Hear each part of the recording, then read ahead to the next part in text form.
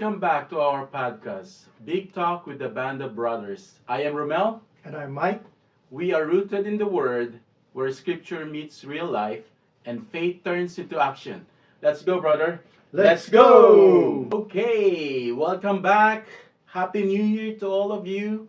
I'm going to talk about God of Miracles number 14. Bring your dead stuff. Your life will change when you give Jesus all access. Welcome back to the God of Miracles podcast number 14, where we dive into the Word of God with clarity, simplicity, and faith. And today's episode is a powerful one. As I mentioned a while ago, bring your dead stuff. Your life will change when you give Jesus all access. We're going to talk about something near to my heart, about hope that God can give through the person of Jesus. We're looking at John chapter 11, verses 14 through 44, the story of Lazarus. And I promise you, this is going to speak hope into the place you don't even talk about. So take a breath, settle in, and let God speak to you today. When life feels dead, that's part one. Christmas is supposed to be the season of hope, right?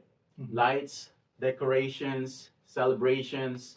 But for a lot of people, this is actually when the dead places feel the heaviest. Maybe the diagnosis didn't change, the marriage didn't heal, the finances didn't bounce back, the addictions didn't break, the loneliness didn't lift. You smile in pictures, but inside something feels dead or numb or buried. And if that's you today, Jesus is coming for that place for you. John 11 is not just a resurrection story. It is a personal invitation. Bring me the places you think are too far gone. The story of Luis Samperini. Before we get into Lazarus, I want to share a modern day Lazarus story. This is, by the way, our Sunday preaching by Pastor Derek Nider, and this is the book. So, Luis Samperini, Olympic athlete, he's a World War II bombardier. His plane crashed over the Pacific. He survived 47 days on a raft, sharks, bullets, and starvation. Then 2 years in a brutal POW camp. What is POW, bro? Preserve war? Prisoner of war. He came home alive, but something inside him had died. Nightmares, PTSD. What is PTSD? Doc, Mike?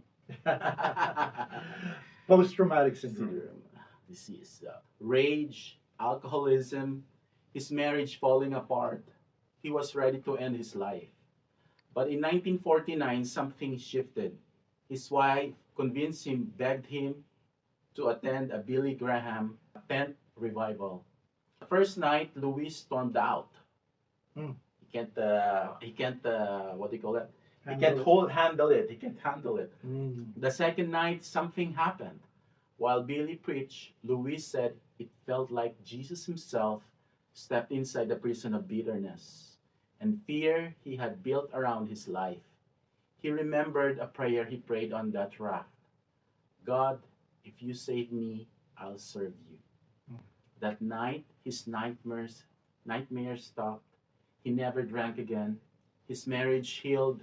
He went back to Japan, not for revenge, but to forgive his captors. Why?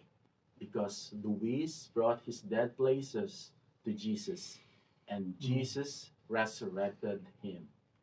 And this is the message. If you bring it to Jesus, he can bring it back to life. Part 3, the divine setup of Lazarus. Now let's go to John chapter 11. Lazarus, Mary, Martha, they weren't strangers to Jesus. They were his close friends. Close friends. Close. Parang tayo. Yeah, parang tayo, no? Parang I remember, just kidding. Mary worshiped, Martha served. They supported Jesus' ministry. So when Lazarus got sick, they did exactly what every believer would do. They sent for Jesus, their friend. Yep. And Jesus, what happened? Delayed. He waited long enough for Lazarus to not just die, but to be dead 4 days. Wow. 4 days. Mm. Why is that important? Well, in an ancient Jewish belief, bro, Mhm. the soul lingered near the body for 3 days. On the fourth day, all hope was gone. Meaning, on the first 3 days, Mhm. the soul might get back, and they will be, resurrected or be alive again. Mhm. On the fourth day, nothing. Mm. If nothing happens, then the person is already dead. That's what their belief during those times. Okay. So Jesus intentionally arrived when humans had run out of hope. So the miracle would be unmistakable. Some of you listening right now, you're in your day 4 moment. The marriage looks dead. The finances look dead. Your joy looks dead. Your faith feels dead. Mm. Your calling feels buried. But day 4 is when Jesus does his best work. Jesus, our, period, period, period. When Jesus meets Martha, he gives her a revelation that changes everything. He says, I am the resurrection and the life. Not I bring resurrection, not I do resurrection, not I teach resurrection. No, I am the resurrection. Hope is not a feeling. Hope is not blind optimism, bro. Mm. Hope is not ignoring the problem or being passive. Hope is a person, and that is Jesus. And biblical hope is this, according to Pastor Derek Nider, HOPE, holding obstinately to the person of Christ every day. Mm. Then Jesus asked Martha the most important question: do you believe? He is asking us the same thing. Do we believe Jesus can resurrect what feels dead in our lives? What do Mm. you think, That's- bro? Do you believe? Yeah, I would like to believe, and but then sometimes, of course, discouragement takes Mhm, over. mhm. But that's why we always have to have this reminder from the Bible. Yes. Let me ask you a question, bro. Mhm, yeah. How important is the resurrection for a Christian?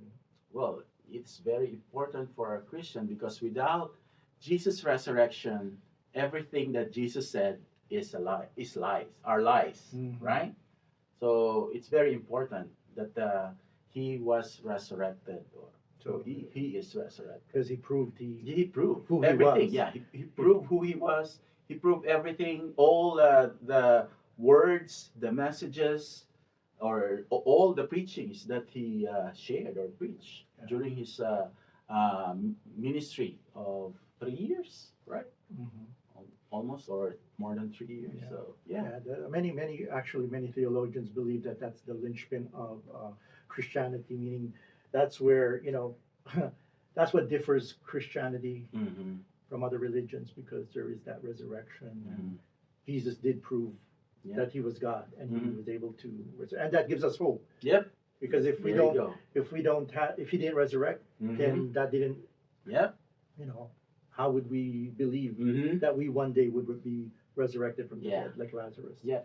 Everything that we believe are lies if he didn't resurrect, right? That's why resurrection is very important for Christian community or Christian life. Definitely. So part 5 of my topic, give Jesus access. When they get to the tomb, Jesus gives a strange command: roll the stone away. If Jesus can raise the dead, why ask the humans to move the stone? If Jesus can raise the dead, why ask the humans to move the stone? Good question. Yeah, because resurrection begins with obedience, bro. Mm. Had they not, still doubt, oh, we're not going to remove it, he think.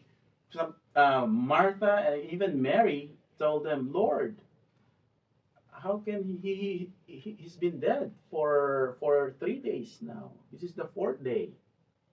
You know, if we open it, the smell would come out, stink, dead. The stench. Yeah, the stench. The dead smell of death is coming out. So what's that? Rigor mortis? Yeah. Mhm. Because resurrection begins with obedience, Jesus won't force his way in. He waits for access. Rolling away the stone meant exposing the smell, facing the reality that Lazarus is dead, allowing Jesus into the painful place. Some of us are praying for resurrection, but holding on to the stone. The stone might be fear, Mm. shame, unforgiveness, addiction, doubt, pride, a secret no one knows about, bro, Mm.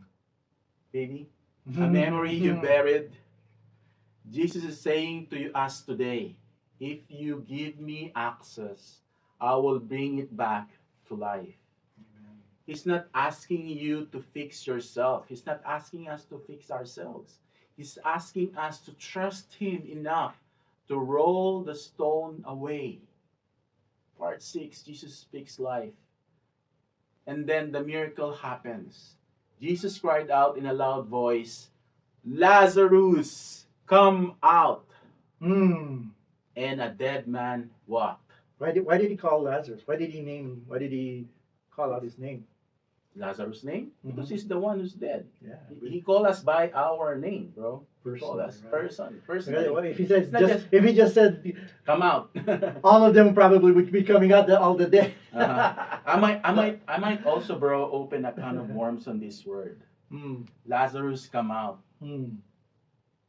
He didn't say Lazarus, come down. If Lazarus is in heaven, Mm. That's a good point. Lazarus come out. That's why I don't wanna open a can of worms, but I really I'm skeptic on the pre-tribulation rapture Mm.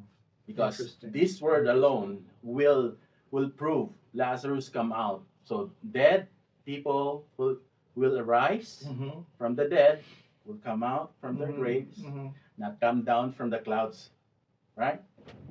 Interesting.